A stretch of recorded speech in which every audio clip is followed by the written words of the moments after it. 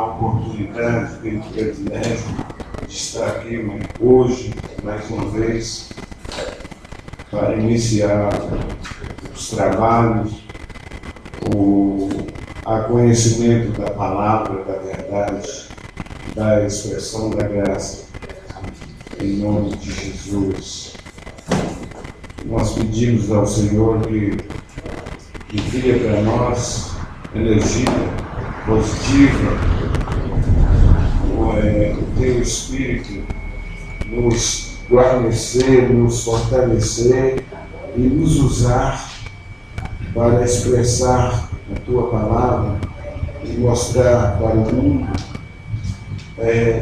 o teu plano, o teu propósito eterno.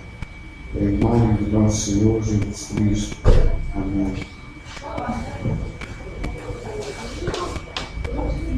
Ok, então hoje é dia, se não me engano, 8 de junho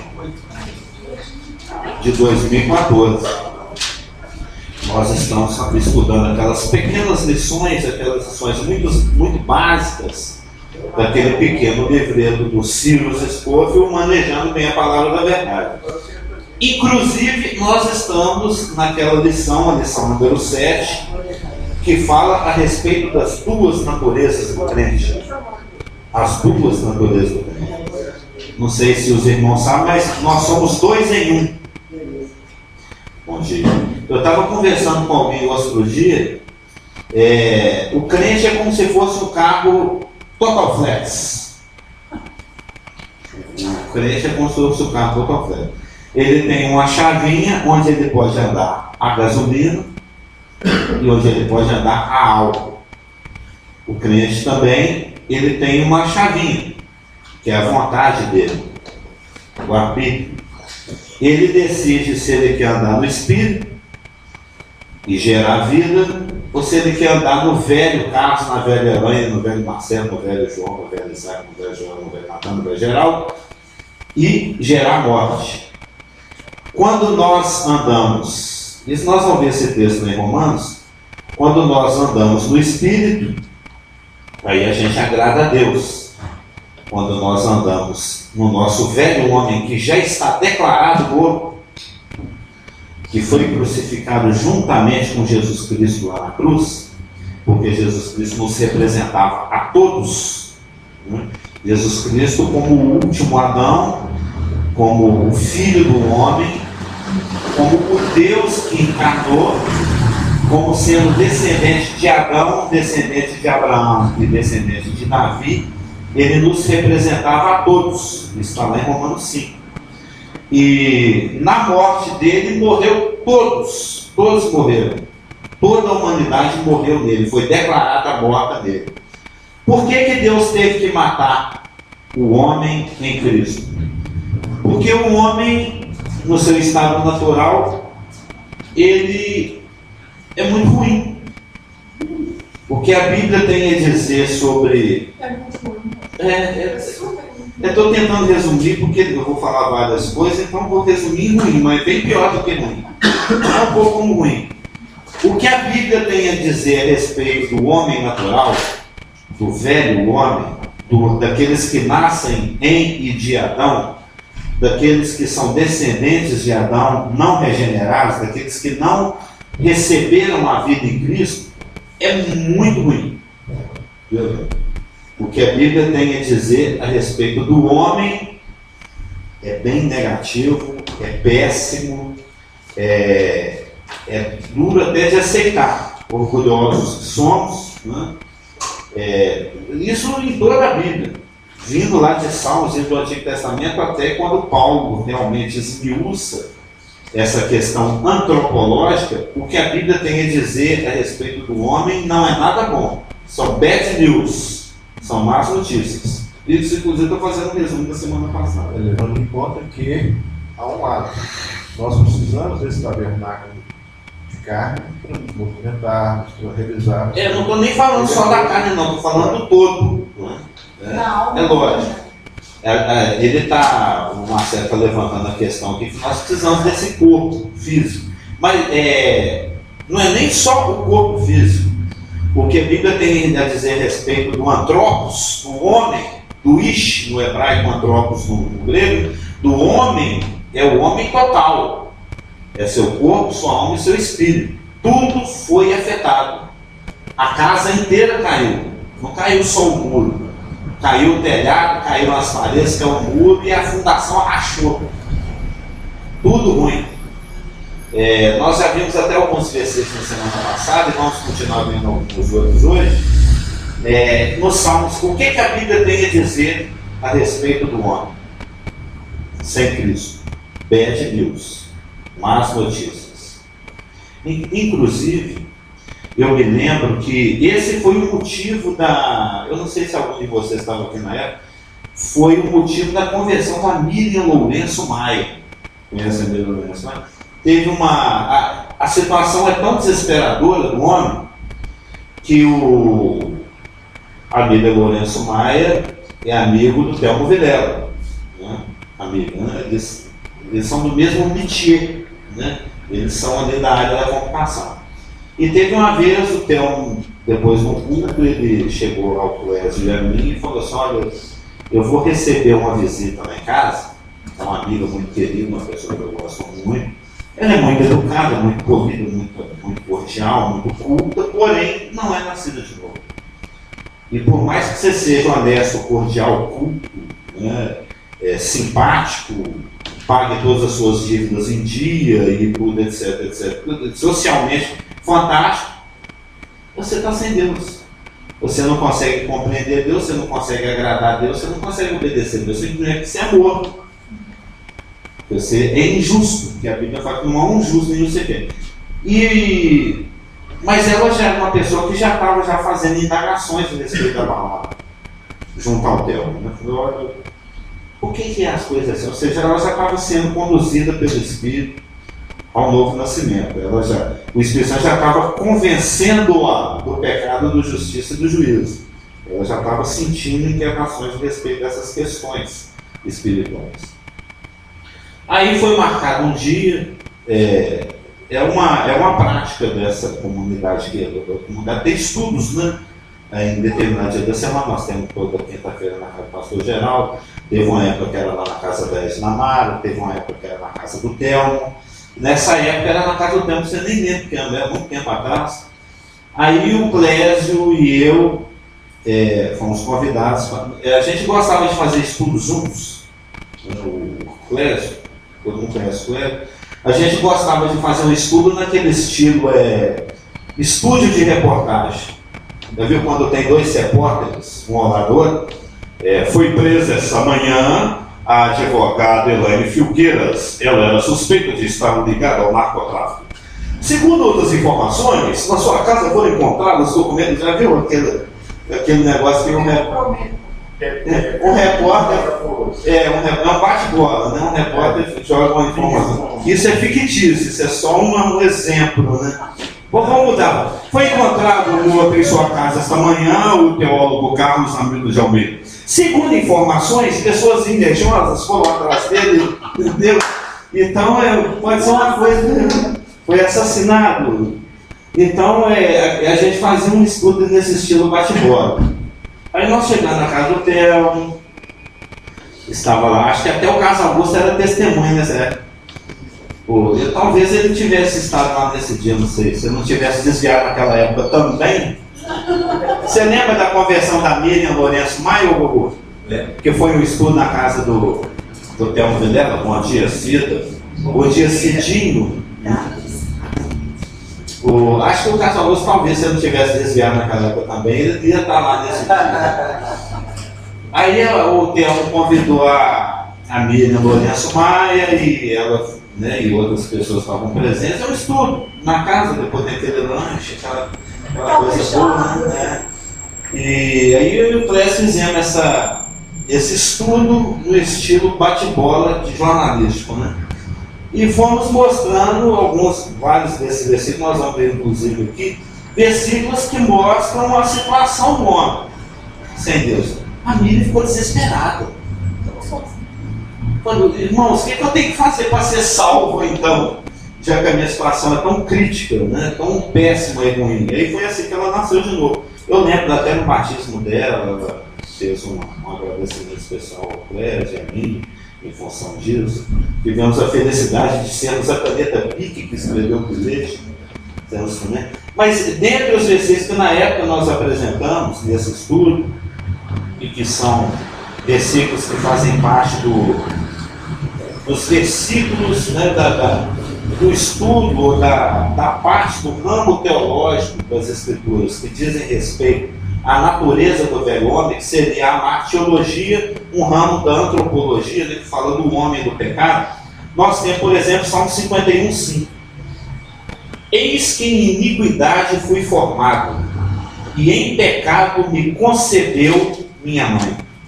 Ou seja, o homem, ele é afastado de Deus, ele já está numa situação de afastamento e divórcio, desde o momento da concepção, desde que ele é zigoto, né?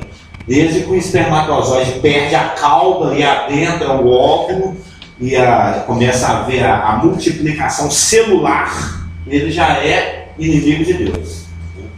Jeremias 17:9, bom dia, o outro geral.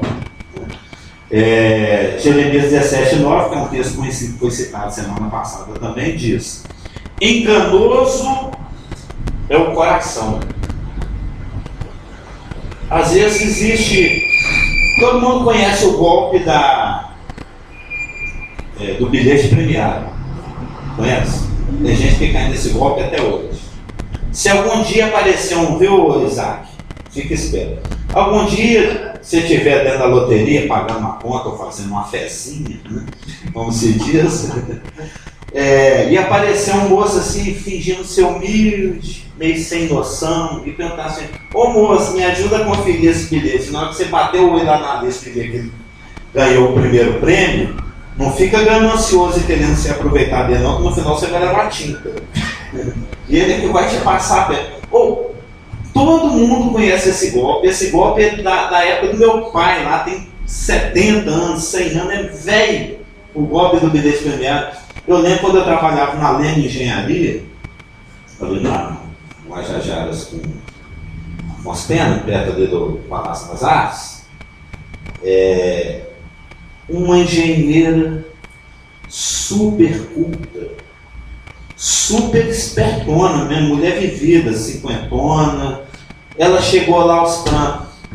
A melhor amiga dela era um outro engenheiro lá, o João Belo de Oliveira, né? Falando: João, eu caí no golpe do bilhete. Falei: que isso? Como você conseguiu? Não sei. Quando a gente assusta, já era. Ela entregou dinheiro, levou o cara no apartamento, ela entregou joias. Que isso? Como consegue cair no golpe do bilhete? Que é uma persuasão, é toda uma situação de persuasão. Todo mundo deve conhecer o golpe. Minha tia deu 4 vezes. Nossa! 4 vezes! Ela vai levar gente lá para o apartamento meu, na época que eu estava a gente tá rindo aqui, mas se bobear, a gente cai. O pastor geral. De novo? Mas 4 vezes é muito, né? Uma vez só chega. Eu não sei o que acontece. E ela é esperta. Sim, essa engenheira foi um absurdo ela ter caído. Porque todo mundo sabe, conhece esse golpe. Porque o cara tá lá, ele é humilde, ele é um capial, ele tá com um bilhete. Isso tem a ver com o que nós vamos ver o versículo aqui de Marcos 7, a questão do coração. O nosso coração é tão cheio de coisa que não presta, e uma delas é a ganância, que eu acho que quando você vê aquele número no bilhete do cara e vê na listagem, primeiro prêmio é exatamente aquele número, acho que você fica cego. Você nem para ver o concurso, né? Acho que você entra em êxtase, sei lá, a ganância te tampa o olho. Muitas pessoas fazem péssimas coisas na vida em função de dinheiro, né? Na minha família, na família da Margot, tem histórias cabeludas a respeito de parentes que passam a perna no outro, destrói a família inteira em função de dinheiro, de herança. Isso tem na família lá do meu sócio, patrão lá também. Um cara que a família inteira odeia ele. Eu até Carlos o nome do rapaz. Porque ele passou a perna em todo mundo. Passou a perna, todo mundo, deixou todo mundo sem nada e ficou com tudo. E não está nem aí se a família odeia ele. É ganância. Nas ações, Você que é advogada sabe muito de disso. direito de família, a rebarba do criminal está tudo nessa área. Ele Sim. não passa a perna. É porque a gente é meio leigo, mas se você adentrar nesse mundo aí do crime jurídico, o que tem de frutos de Marcos 7, 21 a 23, é do coração que procede as coisas ruins, realmente é uma coisa enganosa, é uma coisa, eu já fui vendedor, tinha uma época que eu vendi, você faz um curso chamado de persuasão. Vocês já ouviram falar disso? Ele também deve entender um pouco de persuasão, porque já foi vendedor, eu era vendedor de consórcio, eu vendia carro a mescla de luz, que nem existe mais. Né? Você faz um curso de persuasão. É como você fazer o cara gastar o que ele não pode com o que ele não precisa. É um curso de persuasão. Existe coisas na nossa mente que são manipuláveis. Você consegue manipular o cérebro humano, enganar o cérebro humano, visualmente, auditivamente, com informações. Isso chama engano. Satanás é mestre nisso. Ele sabe muito de engano. Ele criou o engano. Ele criou a mentira. Então existe aquele enganador que tem objetivos financeiros, existe um enganador que tem objetivos sexuais. Eu já tive amigos, já conheci pessoas que eram predadoras mesmo. Eram colecionadores de virgindade e saíam pelos interiores aí, destruindo vidas e famílias. São predadores, são pessoas que têm persuasão de sedução. Tem até livros sobre isso na internet. Existe persuasão de vários tipos. Existe engano de vários tipos. Então, se os nazistas foram persuasivos, existem as pessoas que têm o poder de engano em várias áreas, mas o mais de todos, sabe quem é? Jeremias 17, não. O seu coração. O nosso maior inimigo é o nosso amigo no peito. A gente carrega no peito a bomba, o coração. Aquele que tem o maior poder de destruição é o que a gente menos desconfia. A gente carrega ele no peito por aí, para lá e para cá, e até protege, né? Protegendo o inimigo. Ontem até assisti esse filme com aquele Denzel Washington. Eu gosto muito do Denzel Washington. Ele se esconde numa embaixada, ele é inimigo dos Estados Unidos, é um terrorista, mas os Estados Unidos tem que proteger. Né? É Safe House, que chama o filme. E a gente fica aí protegendo o inimigo. Acha que é amigo dele, acha que ele é nosso amigo, mas ele é nosso inimigo. Por isso que o Senhor fala, filho meu, me dá seu coração. Entrega essa bomba aqui que eu desarmo, porque senão você vai, como diz lá na terra do pastor geral, se lascar. Né? Vai se lascar. Enganoso é o coração mais do que todas as coisas. É o que eu acabei de E é tão comentar. enganoso que a gente se convence. Né? Sim, é o bilhetinho. 4 vezes. A gente se convence. 4 vezes. O maior problema Não, a gente está meio quase que espantado com a tia de ter caído 4 vezes no bilhete premiado. Se a gente colocar o enveredamento do pecado, né, a bobeira que a gente às vezes vai. Quantas vezes nós já pegamos esse bilhete premiado nas vidas? Quantas vezes nós já dançamos? No mesmo pecado. Não é nem pecado diferente, não. No mesmo pecado. Carlos, é tipo a pessoa que fala mentira, né? Sim. Ela fala mentira, fala mentira, fala mentira. Na hora que ela vai acreditar que aquilo está Sim, verdade. sim, Aí gera aquele transtorno bipolar. sim, exatamente. Né? Isso existe. Isso, inclusive, é um postulado nazista, baseado em Maquiavel, Nietzsche e outras coisas. Aí, que uma mentira contada muitas vezes é verdade. Isso está dentro da psicanálise aí do mundo. A pessoa se convence. Que consenso. Não, antes de converter, tinha mentiras que eu contei tantas vezes que eu já cria que era verdade também.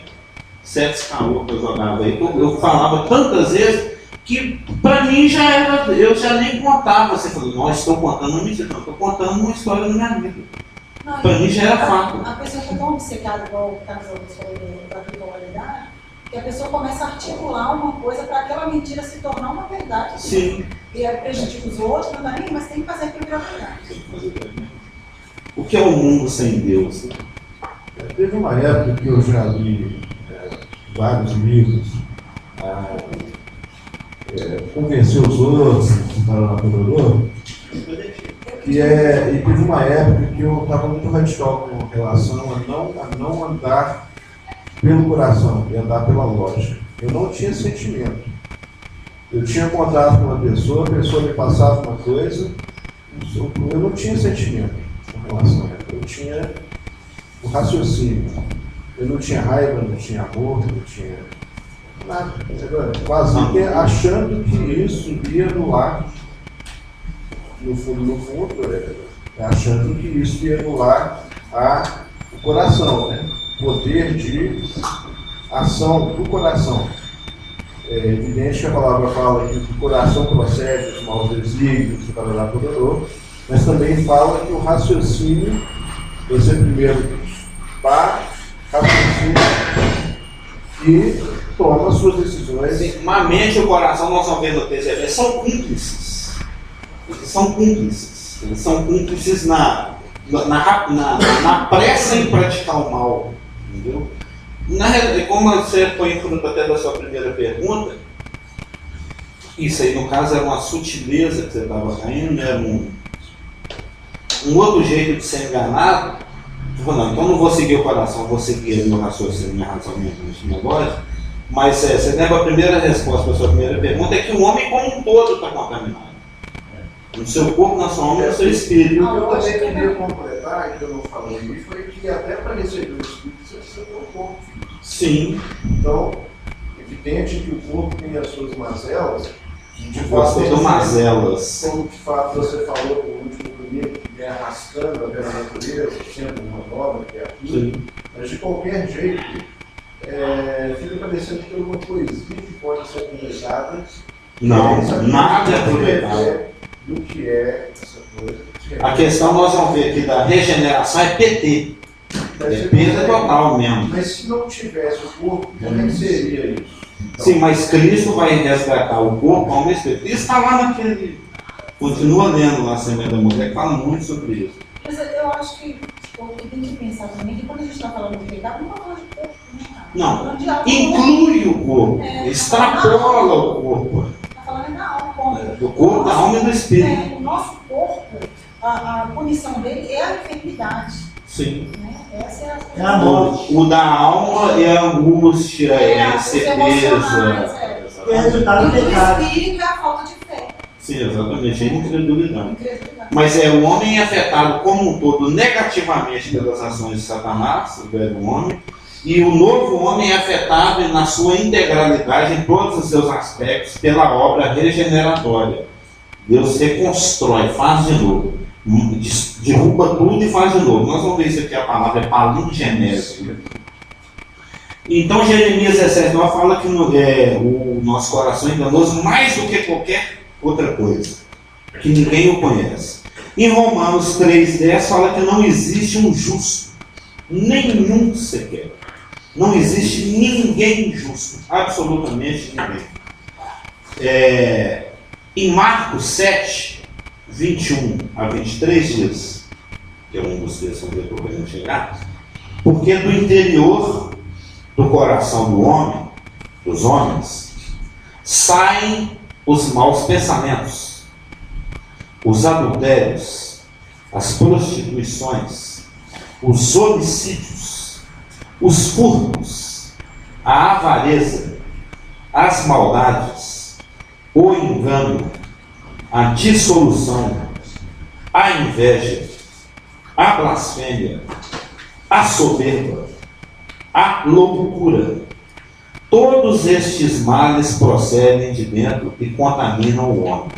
Depois que você terminar de ler A Semente da Mulher que eu te passei, você lê tem um outro do Arthur Constance, que é o Tempo e a Eternidade. Lá esse teólogo fazendo um comentário, que eu concordo com ele demonstra nas Escrituras que na realidade isso inclusive procede no mundo jurídico. Para Deus o que conta, o que realmente é levado em conta quando ele vai determinar um juízo, anular um juízo, expedir uma bênção ou deixar de expedir uma bênção é a intenção do coração. Não é nem tanto a ação. É lógico que a ação também tem as suas consequências e as suas retribuições, vamos colocar assim. Vou colocar retribuição porque no caso do não nascer de novo é juízo.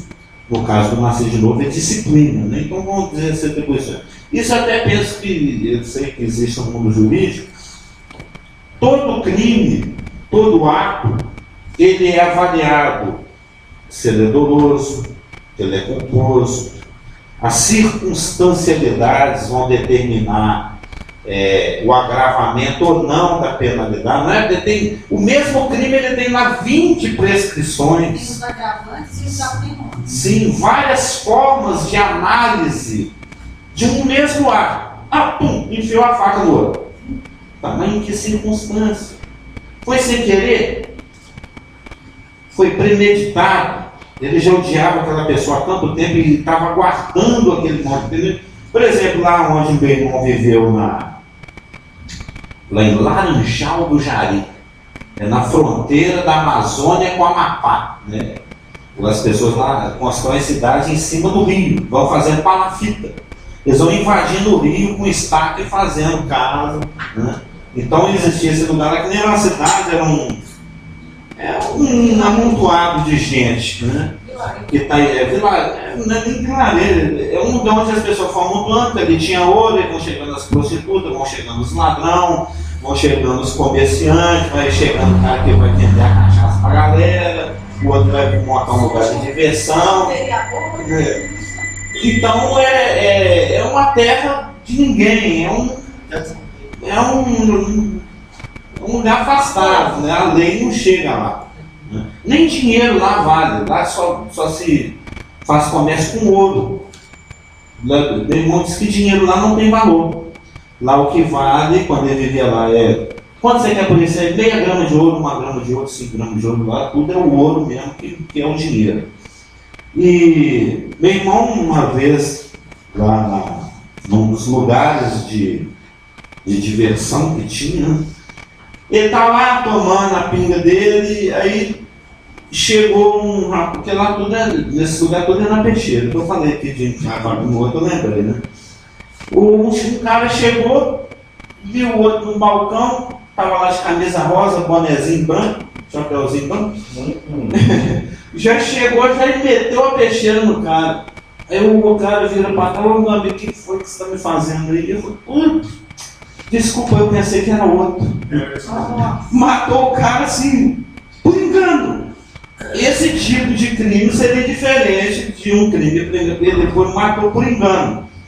Tem o que mata por acidente, tem o que mata premeditado. Então, o que conta para Deus, isso também conta, mas o que realmente é usado como critério de avaliação para retribuição, positiva ou negativa, é a intenção do coração. É a intenção do coração. Aquele rapaz lá, acho que era o Abimeleque, porque o Abraão contou uma mentirinha para ele, falou, não, a Sara é minha mulher, é a minha irmã. Aí o rei levou a Sara para o harém dele. Só que antes desse Abimeleque possuir a Sara, Deus apareceu para ele e falou, olha, se você mexer com essa mulher, o bicho vai pegar pro seu lado. Eu só falou assim com ele no sonho, deixa eu pegar pro seu lado. Não, Deus, mas eu entrei nessa, foi meio de bobeira assim, ué. Você vai me punir só porque eu entrei de bobeira, de gaiaco nessa? Não, por isso Deus vai aparecer com você no sonho. Porque até esse momento a forma que eu vou te tratar é uma. Mas a partir do momento que você é sabedor de que essa mulher tem marido e ela vai ser mãe do meu Israel, então é melhor você não mexer. O cara, ele foi esperto, ele devolveu. Por que você fez isso comigo e contar essa mentira? Quase que eu fiquei com a sua mulher, você falou que era sua irmã, já estava te chamando de cunhado, e você estava deixando. Ou seja, a partir do momento que o Abimeleque tinha aquela informação, ele estava numa encruzilhada. As ações dele seriam julgadas não mais de uma forma, mas de outra. Deus ameaçou a casa dele inteirinho, o reino dele inteirinho. Se a partir dali ele agisse. Porque a partir daquele momento ele tinha o conhecimento do ato que ele iria praticar. Então o juízo seria diferente, a retribuição seria diferente. Então a intenção seria diferente. A intenção com que você obedece Deus, faz a vontade de Deus, que estou falando no caso do nascer de novo, ou a intenção com a qual você pratica o mal, isso no caso do não nascer de novo, é que vai determinar a forma como Deus vai te tratar a partir dali e te retribuir. É lógico, com maior luz, com maior conhecimento, a coisa fica pior para as suas ações negativas e melhor para as suas ações positivas. E é disso que Cristo está falando aqui no texto de Marcos 21, Marcos 7, 21 a 23. Ele está falando que são essas coisas que estão no coração do homem, só coisas negativas, falei umas 15 aqui, é que vão determinar as suas ações. Então, o estado do... Isso é porque a gente não está aprofundando, mas o estado do homem natural, sem Deus, é desesperador. Porque se Deus julga as intenções com a qual o homem pratica suas ações, e se a intenção do coração do homem tende para isso, homicídio, furto, avareza, engano, soluções dessa coisa, então a coisa realmente não é preta, é nigérrima. O superlativo absoluto de preto é nigérrimo, né? É nigérrimo, é o superlativo absoluto de negro, nigérrimo. É denso, é escurão mesmo. Com grandes trevas serão, ele não falou isso não mesmo? Mas de qualquer jeito, eu ainda vou cutucar. Sim, estamos aqui para sermos cutucados. Porque vamos partir do início da coisa. Começou pelo... Você fala lá no Éden mineral, Estou falando com relação ao assunto que você acabou de colocar. A questão da minha irmã partiu dele. Do Abraão. Do Abraão. Sim. Independente de ter malícia ou não, ele não agiu corretamente, porque certamente você percebe que até a fala mostra isso. Do Abraão. Do Abraão. Não, ele não confiava em Deus na época. Ele falou, eu tenho que me proteger. Tudo bem. Mas foi a partir dele. É como se Satanás estivesse falando com o outro. Olha, Deus falou que você não comer aquela árvore, você vai comer, você vai viver eternamente. No caso, Deus apareceu de fato, não sei o que é escrito aí, que ele apareceu para Abimeleque em sonhos e falou, olha, você está com a cabeça presa. Mas ele não puniu, quer dizer, ele ia punir Abimeleque, mas não ia punir Abraão, sendo que partiu de Abraão. Como é que eu queria ampliar isso? A gente não sabe se ele não ia punir o Abraão. Não, mas Deus apareceu para Abimeleque.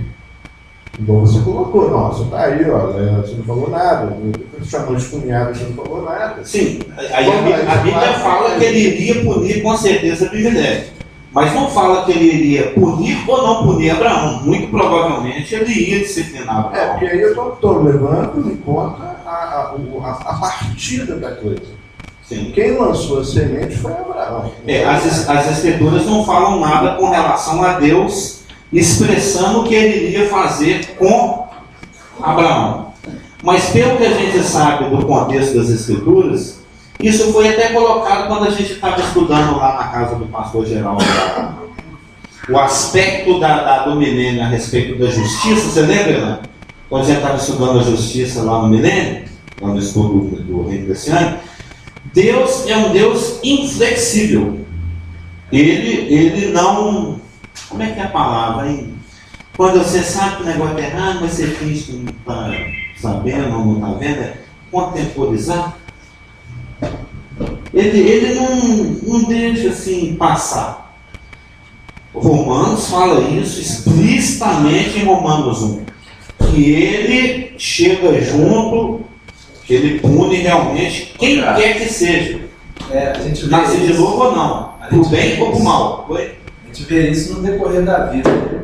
Que Deus fala que todo pecado vai ser cobrado. Sim. Mas nós estamos falando nem lá, nós estamos falando aqui.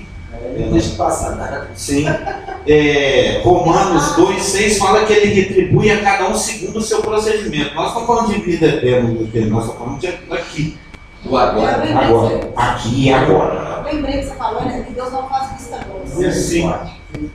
Deus não faz vista grossa. Ele, nesse mesmo Constâncio, eu até aprendi o seguinte, que é até uma coisa que nos incomoda.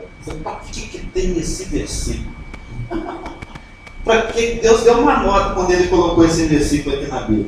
Aquelas situações, aconteceu com Israel, aconteceu com Nínive, aconteceu em várias circunstâncias, em que Deus fala, aconteceu lá em Gênesis 6, em que Deus se arrependeu do mal que ele iria trazer sobre determinada situação. Todo mundo já leu essa expressão. Isso porque quando as pessoas que não têm Deus nos fazem algumas perguntas, tipo com quem que Caim casou, essas perguntas pegadinha, eles vêm também com essa pergunta. Então tem versículo que fala que Deus não é homem para se arrepender.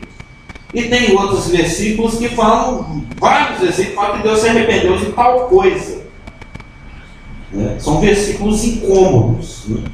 Mas um em relação às promessas e o outro... Sim. Aí o que eu, estudando essa questão da ação e da intenção, na realidade, esse versículo, longe de fazer com que a gente questione o caráter de Deus, ele confirma. Porque Deus, o que eu estou querendo dizer com isso tudo é que Deus é consistente. Deus é consistente. Ele não arbitra de uma forma, numa situação, e na mesma situação ele favorece. Né? Como aparentemente você está questionando aí. Por que com Abimeleque ele vai tratar, mas com Abraão eu vou pôr um pano quentinho e eu vou dar um jeito. Né? Eu vou deixar passar, não. Bom, Deus não transige. eu só quero deixar gravado, se estiver gravando, que é evidente que eu sou temente a Deus. E Todos nós somos. São questões que a gente Sim. coloca no decorrer, porque o conhecimento está aí exatamente para Não, claro, não. Ninguém está vendo. sabedoria, discernimento. Não, também sou temente a Deus. Todos nós somos. Se não o fôssemos, não estaríamos aqui. Um estaria no Parque Municipal pegando as empregadas, outros estariam dormindo, né? Estaria fazendo alguma coisa. Né? Nós somos. Não, porque no domingo meu passatempo era esse, há 50 anos atrás. Muita mulher fácil, eu vou para lá pegar a empregada no Parque Municipal, que é facinho. Né? Mas como nós somos tementes a Deus, nós estamos aqui reunidos no nome de Jesus. Não, são garotas carentes, costumam ser desprovidas de beleza exterior, né? Então existe uma facilidade.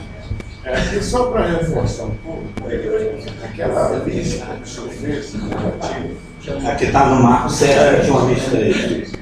aquilo ali é fruto da carne. Sim, é o coração. Agora Velha existe natureza. o outro lado positivo, é fruto do Espírito. Sim, é porque nós estamos estudando as duas naturezas. Primeiro a velha, depois nós vamos ver a nova. É isso. A nova tem boas notícias. Good news. A velha é só bad news. É isso. Mas nós vamos chegar lá. Certo. Eu acho que hoje ainda não dá tempo, não, mas domingo que vem nós vamos chegar. Então, onde eu estava? Desculpa que eu estava esquecendo. O Marcelo está fazendo discípulos. É que Jesus, quer dizer, é que Deus não é homem na velha lei, mas na graça ele é homem. Ele é o filho do homem. Isso. Mas na realidade, esse versículo que fala que Deus se arrependeu é um versículo que demonstra a consistência de Deus nas suas ações. Por que Deus falou, Nínive vai para o brejo, vou detonar Nínive? Ele não queria ir, mas foi e pregou o Jonas, a pombinha, né? Ioná. Né? O Ioná foi lá e a galera mudou de comportamento. Eles estavam indo na contramão. Aí Jonas mostrou uma plaquinha para eles: vocês estão na contramão, eu falei, então vamos seguir a via correta. Eles mudaram de comportamento. Aí a Bíblia fala que Deus se arrependeu do mal que ia trazer sobre Nínive E esse mal foi adiado por 250 anos, talvez chegar lá na outra época, 200 e tantos anos depois. E depois eles começaram a desgringolar de novo. Deus não está sendo inconsistente quando ele determina que ele vai fazer uma coisa e depois ele decide não fazer aquela coisa e fazer outra coisa. Na realidade, quando as Escrituras falam que Deus se arrepende de algo que ele ia fazer e não vai fazer mais, esse versículo está demonstrando a consistência dele com um princípio que está aqui em Romanos 1. Romanos 2, praticamente inteiro. Romanos 2, de 1 a 16. Para as ações azuis, vamos colocar assim, né? Uma retribuição azul. Para as ações vermelhas, uma retribuição vermelha. Os ninivitas, eles estavam num caminho de loucura, de colisão. Então Deus, consistente com a sua natureza, retribuidor do mal e do pecado, está em Ezequiel, tem centenas de passagens, ele tinha que retribuir a maldade de Nínive. Mas a partir do momento em que os ninivitas, ao tomarem conhecimento da informação vinda da parte de Deus, pela boca do profeta que não queria ter ido, mas foi o Jonas, eles passaram a ter outro comportamento. Então Deus, consistente que é com a sua própria pessoa, e que ele retribui o bem de uma outra forma, que é diferente da forma como ele retribui o mal, ele agora, diante do comportamento dos ninivitas, ele é obrigado, pela consistência que ele tem com o seu caráter, a sua pessoa, a tratar os ninivitas de acordo com aquele procedimento. Porque Romanos 2, 6 fala que ele retribui cada um segundo o seu procedimento. Vida eterna a quem persevera a fazer o bem, e ira e indignação a quem persevera em fazer o mal. O ninivita fazia o mal, eu tenho que retribuir o mal com a ira. O ninivita está fazendo o bem, eu tenho que retribuir o bem com a vida. Pronto. Ele está sendo consistente, ele não está sendo inconsistente. Romanos 2,6 aqui, ó. Que retribuirá a cada um segundo o seu procedimento. Eu li 3 vezes assim. Só fazer um comentário que é o seguinte, nas passagens... Um comentário advocatício ou ovelício? Não, é só um comentário seguinte, porque quando o texto bíblico fala sobre Deus não se arrepender, principalmente aquele versículo fala assim, tendo ele prometido não o fará, então as promessas, sim, as bênçãos... Foi o que o pastor cochichou ali. Né? E as coisas de misericórdia e graça que Deus tem prometido a nós, ele não se arrepende. Mas as coisas de punição, porque toda vez que ele se arrependeu, é porque o povo se arrependeu. Sim. Então, isso só demonstra a misericórdia dele. Que é a base da ação dele é o amor. Exatamente. Por isso que nas promessas é imutável. Exatamente. E com relação à retribuição existe uma mutabilidade. Porque se ele mudasse, não, eu fiz uma promessa e você é fiel com a minha nação, porque eu não mudo. E ele fala, não, mas a minha nação não foi legal. Lembra quando a gente estudou sobre ele? Não vou mudar esse plano aqui, porque eles não são legais comigo, não vou ser legal com Deus. Não é assim. O que ele prometeu, ele vai cumprir. Então ele não se arrepende. É isso que fala que ele fez. E quando ele se arrepende, é porque ele vê o coração do homem arrependido e convertido. Mudou a atitude. Porque hoje todos estão condenados à morte, mas aquele que recebe Jesus, Deus se arrepende de ver que ele nasceu de novo. Não, esse aqui está selado, esse aqui não vai ter mais a condenação dele. Sim, nós temos essa luz, porque nós somos nascidos de novo e nós temos as Escrituras para nos revelar. Mas logo no início do nosso diálogo, o que foi colocado o pessoal lá do lado de fora, que não entende de Bíblia, quando vê um versículo falando que Deus não é para se arrepender, depois vê outro falando que Deus se arrependeu, eles nos questionam. Eles acham que colocar Deus em checkmate. Falaram, agora eu peguei Deus. As Escrituras dele existem, erro, incoerência, contradição, mas não existe. Complementando isso que o pastor já estava desesperado querendo que eu fale, que ele cochichou depois, que você também veio falar. É lógico que com aquilo, com relação às promessas de Deus, que é o contexto desse versículo, Deus não é para se arrepender, é imutável. Imutável. O que está prometido de forma positiva é imutável. Porém, o que é prometido como retribuição em função do negativo é revogável. É revogável. Isso eu estou citando no Velho Testamento, mas até no Novo Testamento, estou me piscando aqui, tem um versículo, se não me engano, em Tiago, que fala que aquele que converte o seu irmão do caminho do engano, salvou uma vida do fogo, tirou aquele irmão do problema. Não tem um versículo assim em Tiago? Então, ou seja, a retribuição de Deus, que ele tem que retribuir o mal, onde é que ele esteja? Em Israel, no gentio e na igreja.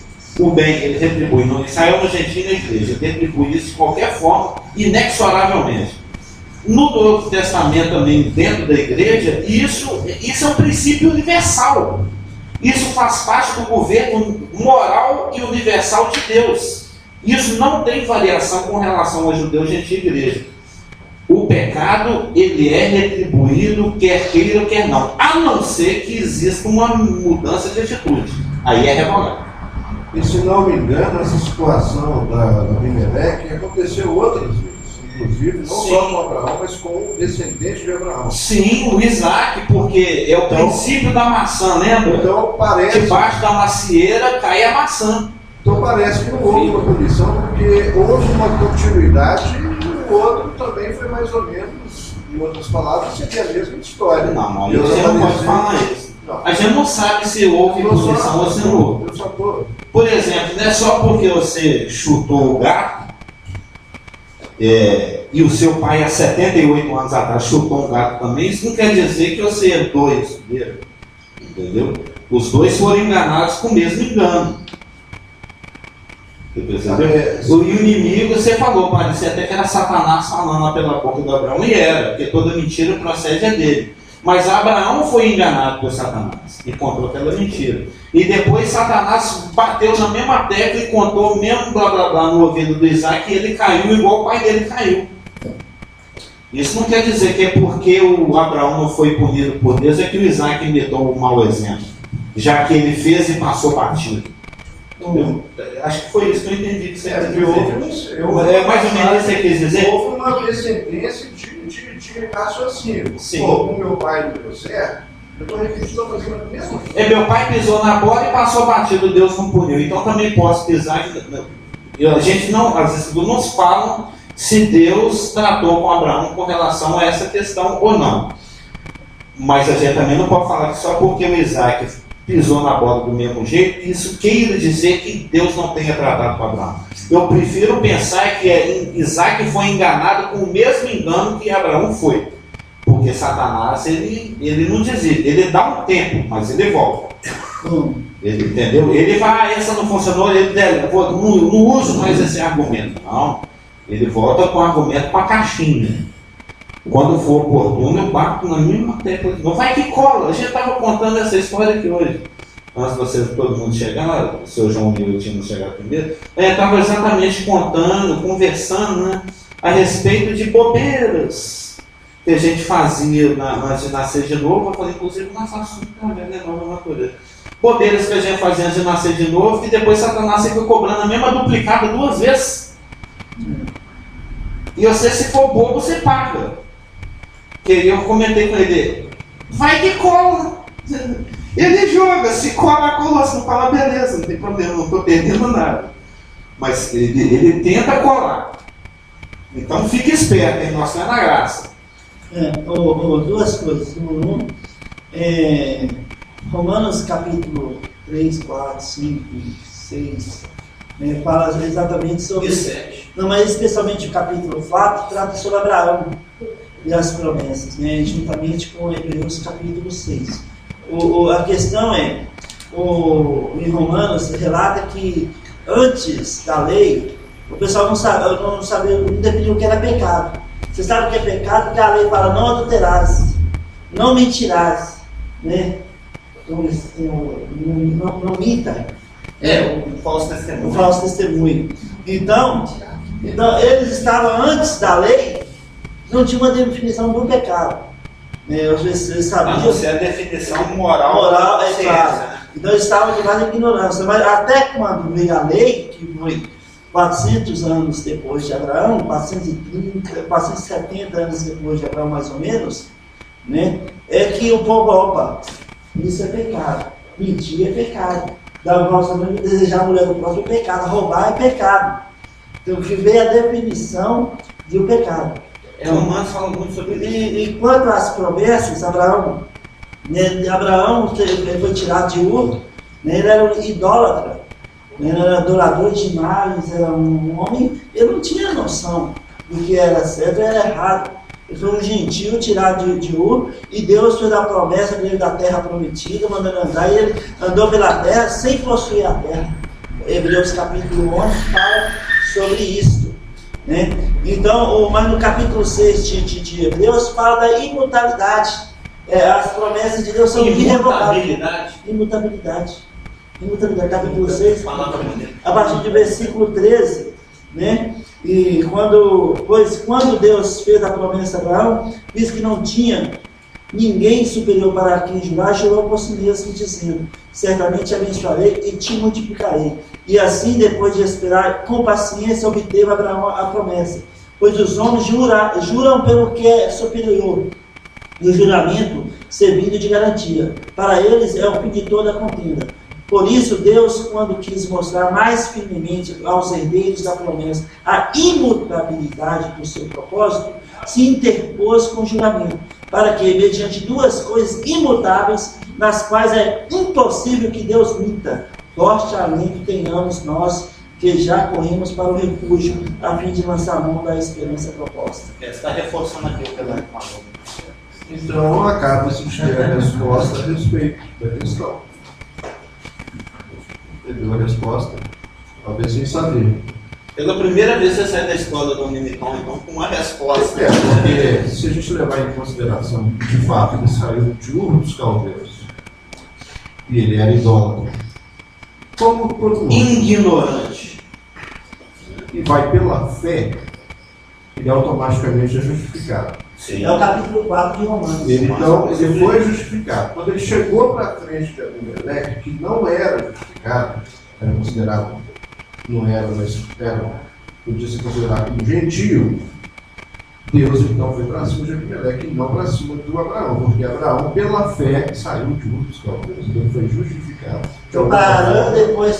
De alguma forma, mesmo que ampliadamente, não sei, porque o Espírito ainda não tinha sido, né?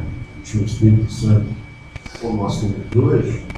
Então, talvez isso então seja a resposta para essa questão. Por que Deus foi para cima de Abimeleque e não foi para cima de Abraão? E também o plano. Não sabendo se foi ou se não foi. A promessa feita a Abraão. A escritura não fala. Não fala, eu sei, não está falando. Mas é Estou raciocinando. porque se fosse para Estou raciocinando. Eu sei que o status de Abraão não mudou, porque depois ele falou assim: o Abraão, ora por ele, tá? O Abraão teve que orar pelo Abimeleque. Exerceu o sacerdócio dele. E outro não poderia possuir a Sara também, por causa do pacto abraâmico. Sim. Por isso que Deus interviu. Diretamente. Muito bom te ver, fico. Deixa eu falar. Você está falando do lance da retribuição? Sim. Consequentemente, o nosso proceder. Né? Aí eu estava pensando ali com respeito às pessoas que vivem alienadas de Deus. Sem novo nascimento. Vive alienada, não está nem aí. Mas em contrapartida, Deus Nem quer. sabe eles em que tropeçam.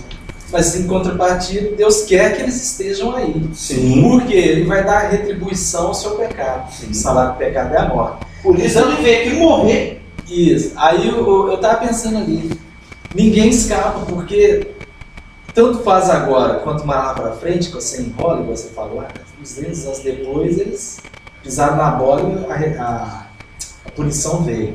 Então eu fiquei pensando em termos individuais, cada pessoa agora no planeta, que está aí no planeta e tal, que ignora Deus, né? Vive alienado dele. Na verdade, Deus quer que você dê crédito ao que Jesus Cristo fez. Sim.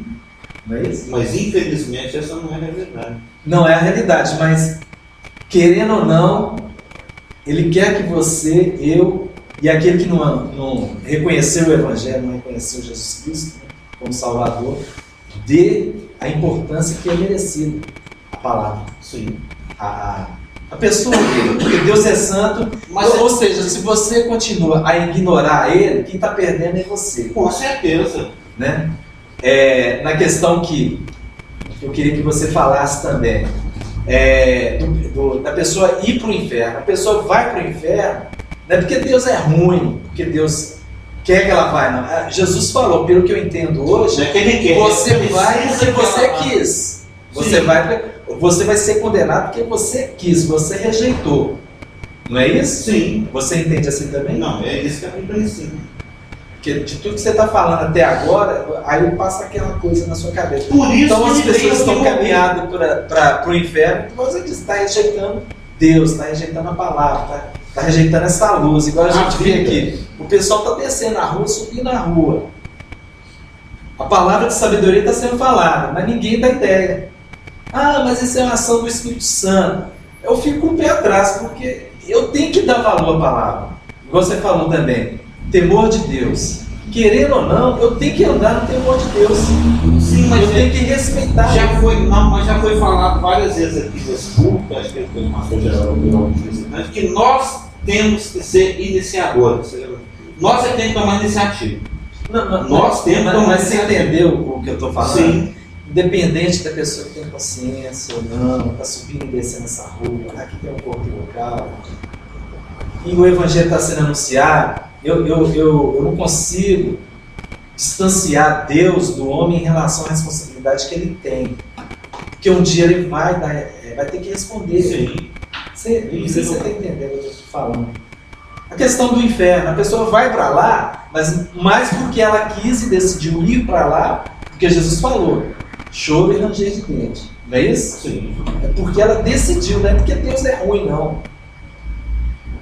Estou certo? Tá certo. Deus, dentro do que foi falado aqui da consistência com o seu caráter, não é que ele quer que o homem vá para o inferno. Ele tem que mandar o homem para lá, em função da justiça dele, do caráter dele, da santidade dele. Mas o desejo dele de que cada indivíduo em qualquer lugar, de qualquer época, é tão intenso de que ele não vá, que ele chegou ao ponto de vir aqui morrer. Solidarizou, né? Eu estava raciocinando de outro dia, se eu perguntar assim, qual foi o homem mais mau que já existiu na Terra? Tem um de bigodinho que vai ser o primeiro que nós vamos pensar. Um cara ruim. Cara ruim, pensa no cara ruim. O primeiro que nós vamos pensar é no Hitler, não é? E tem outros. Tem um aí que eles andam com a foto dele na carteirinha de estudante, que o Hitler matou 50 milhões de pessoas. Não é pouco, não. Mas tem um outro aí que matou 200 milhões de pessoas, que foi o Mao Tse Tung. E eles andam com ele na carteirinha de estudante. Né? É porque na China tem muito mais gente do que na Europa. Ele matou 200 milhões de pessoas. E ele é ídolo. Ele descarrega na carteirinha de estudante, porque tem uma influência de esquerda desse país. Né? Cultua-se os assassinos e genocidas, o Che Guevara, o Mao Tse Tung. Aí você fica pensando, Gengis Khan matou milhões de pessoas. Você pensa nos pedófilos que tem na internet, tem muita gente ruim nesse mundo. Né? Você pensa naquela minha vizinha, é sangue ruim. Tem um monte de gente ruim. Mas você sabe qual foi o cara mais mau que já existiu? Que o Hitler é um nenenzinho da bochecha rosada. Daqui você chega e diz, que coisa mais linda, o Hitler é bebezinho perto desse. Você sabe qual que é o mais mau que já existiu, o mais perverso, o mais sangue ruim, o que mais não presta? Jesus Cristo. Jesus Cristo foi o homem mais perverso da história da humanidade. O maior desgraçado de todos os tempos, você sabe por quê? Porque ele assumiu todos os nossos pecados. Assumiu do Hitler, do Mao Tse Tung, no caso Augusto, que não são poucos, os meus, da Elaine. O de todo mundo. Então, quando Deus olhou para Jesus Cristo, ele viu, esse cara é ruim demais. Ele é mau demais. É insuportável olhar para ele, tão mal que ele virou as costas. E abandonou ele. Falou, tchau para você, filho. Você é ruim demais, você não presta, você fede, você é negro, você é preto de pecado, você é o homem mais... Ele estava com os pecados do Mao Tse Tung, dos pedófilos da Elaine, que são muitos, os meus, são poucos, os seus, que todo mundo 1 João 2,2, eu posso pecar de toda a humanidade. Sim, De toda a humanidade. de toda a humanidade. Então, o homem mais mau que já existiu na história da humanidade foi Jesus. Entendeu? É porque ele não quer que você vá para o inferno. O rapaz ali quer falar, ele está na frente. Não, isso que você falou, outro dia eu estava conversando com o Marcelo, a gente estava na casa da Marta, aí ele falou isso aí que você falou, que o maior pecado que existe na face da terra é rejeitar Jesus Cristo. Sim. Que segurou essa onda. É o único que manda para o inferno é rejeitar Jesus Cristo. Sim, que segurou uma onda very heavy, né? E o pessoal não está nem aí. Só fazer uma correção nessa afirmativa aqui. Só uma correção aqui no que o Carlos falou. Um adendo. Jesus ele não foi mal. Ele se tornou. Ele se tornou mal. Naquele momento na cruz, ele se tornou mal. No momento que ele tomou o nosso lugar, ele se tornou mal. Se fez pecado. Então ele não foi mal, ele se tornou mal naquele momento. Não era dele. Mas na ótica de Deus, o ser humano mais mal que já teve. Naquele momento ele se tornou mal. A coisa está tão boa. Quanto é Como é que será que Satanás viu essa situação? Ele ficou irado. Não. Estou falando do outro. Totalmente. Qual situação? Você está falando do Abraão ou da cruz? Não. Para não perder o raciocínio, não vou perder. No que se refere a essa questão da maldade de Jesus Cristo. Porque de fato foi mal, mas Satanás é mal. E nessa situação, Jesus na cruz e Satanás observando o que está acontecendo. E dentro desse rejeitamento, não existe rejeitamento. Rejeição o abandono do pai. Essa questão, porque como é que fica isso, né? Satanás vai pensar. Se Jesus Cristo foi perdoado, ele não tinha pecado, não era questão.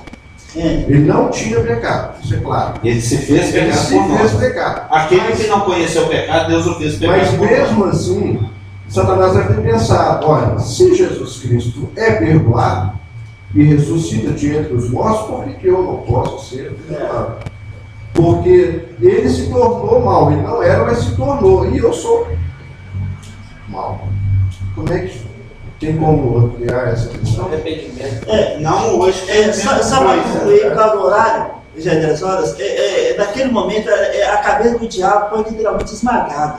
Né? Porque literalmente, no momento que o sangue de Jesus derramou, toda essa maldade foi, toda essa negritude do pecado tornou branco como a neve. Por isso que ele foi perdoado. Entendeu? Que ele pagou. Então, ali onde a justiça de Deus foi literalmente satisfeita. A questão de toda a maldade, o sangue derramou, e agora nós aqui estamos livres dessa condenação do pecado, mas alvos que a neve, apesar de que ainda temos a natureza pecaminosa. O véu que separava, se condenava. Eu creio que Satanás ficou em tilt. O lance estava no sangue. Ele ficou assim. O lance Por que esse cara fez isso? O lance estava no sangue mesmo. Sim. Era no sangue. Foi derramado, a maldade foi para fora e ele se tornou branco. Mas a Bíblia não fala, mas qual é que Satanás estava lá no golpe nesse momento? O momento mais importante da história, ele não ia perder esse show. É óbvio. Perdoado também. Mas eu penso que ele ficou chapado. Te respondendo. A Bíblia não fala. Ele ficou assim. Qual é que é desse cara? Segura essa onda de bobeira assim, sem precisar. Em relação ao que o Marcelo falou, porque se ele está ali como um maldito, foi perdoado, por que eu não posso ser? Uma vez eu lembro que o pastor Marcos falou uma vez que os anjos que se rebelaram contra Deus, eles não podem ser salvos, ser redimidos, porque a decisão deles foi feita na eternidade, que é diferente daqui. Ele é alguém enganado. E foi espontâneo, não foi fruto de engano. A decisão dele foi feita na eternidade. Ele é eterno, porque Deus faz eterno. Né? Ele está dentro daquele momento que nós conversamos aquele dia agora. Então, só para fechar, eu gostaria de ler, para fechar a questão do velho homem, e fazer uma ponte para a semana que vem, falaremos do novo homem, né? Eu creio que tem um versículo aqui que faz bem essa transição, que não está no escopo, mas eu amo esse versículo. Eu gosto do livro de Tito. Eu gosto. O livro de Tito 3, de 3 a 5, diz o seguinte, só para fechar, pastor, que o plano era esse, gente, terminar com Tito, né? A transição do velho para o novo, que falaremos na semana que vem. Tito 3, versos 3 a 5. Pois nós também, outrora, éramos sem noção, nécios, desobedientes, desgarrados, éramos nécios, sem noção, éramos desobedientes, éramos desgarrados, escravos de toda sorte de paixões e prazeres, vivendo em malícia e inveja, odiosos e odiando-nos uns aos outros. Isso é muito sutil. Quando, porém, se manifestou a benignidade de Deus, nosso Salvador, e o seu amor para com todos, não por obras de justiça praticada por nós, mas segundo a sua misericórdia, ele nos salvou, mediante o lavar palingenésico, regenerador e renovador do Espírito Santo, que ele derramou sobre nós ricamente por meio de Jesus Cristo, nosso Salvador, a fim de que, justificados por graça, nos tornemos seus herdeiros, segundo a esperança da vida eterna. Então, na semana que vem, nós vamos ver exatamente o que já foi até comentado aqui, que Deus não faz uma reforma no velho homem. Ele não aproveita, não dá para aproveitar os tacos, os azulejos, de toda a reforma, dá para aproveitar a telha, a gente lava ela, tira o limo, e aproveita a telha, não. Demoliu tudo e regenerou. Regênesis. De novo, generator, generar. Gênesis, gerar. Ele gerou de novo, ele pariu o homem de novo, ele fez outro João. Aquele João lá jogou todinho no lixo. Eu vou fazer um João novinho. Vou aproveitar a telha, não vou aproveitar. Semelhante com o outro. Muito mais bonito, inclusive, muito mais luminoso, shinoso. Amém? Vamos orar que já está quase dando a hora.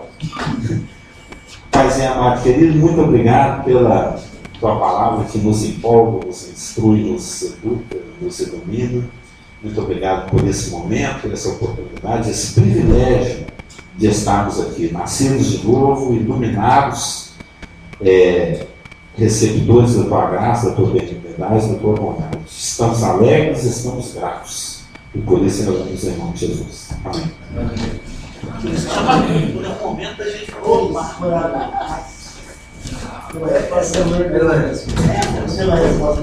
eu gosto